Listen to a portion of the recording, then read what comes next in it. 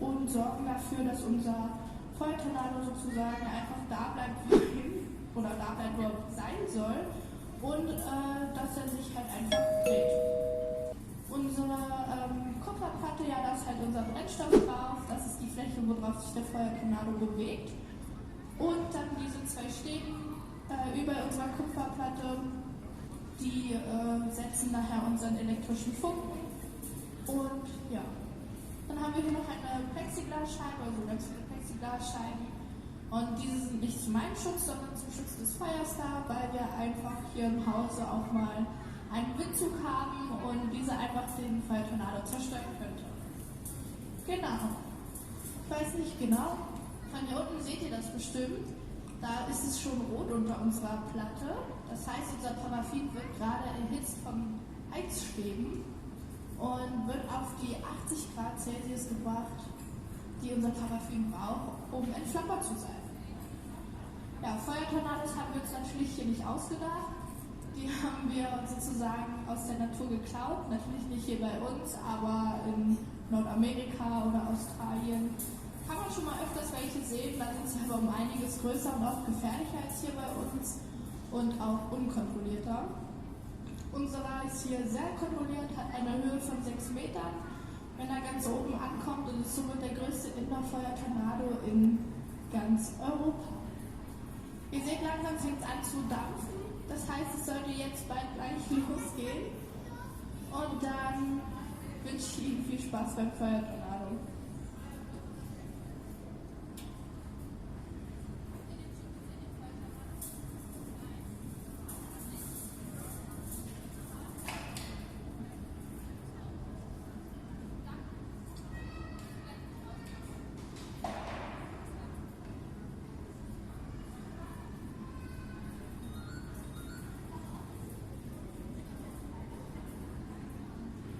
So, der Funke sollte gleich gesetzt werden. So in 1-2 Sekündchen, weil unser Paraffin schon sehr stark am Verdampfen ist.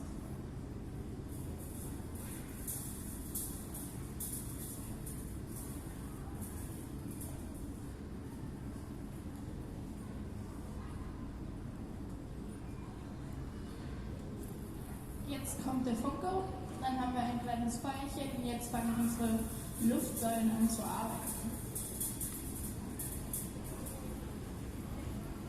Ihr merkt, es wird heiß, also ich glaube, hier vorne merkt ihr das schon gut.